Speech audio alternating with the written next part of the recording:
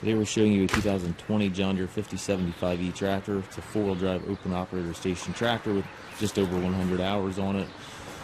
Tractor has 73 horsepower. It does have the 12x12 power reverser transmission.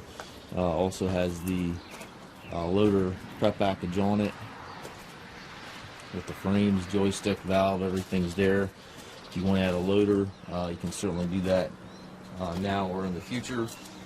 We are currently out of stock on the 520M loaders, but we do have them on order. Should be seeing those here within the next couple weeks.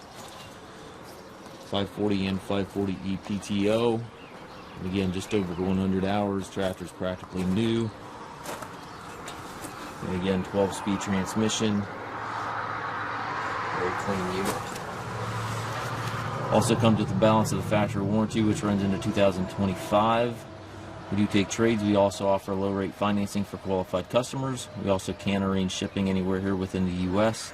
If you have any questions regarding this tractor or any of our other used machines, we have approximately 150 used tractors in our yard. Please feel free to contact us at Mast Tractor.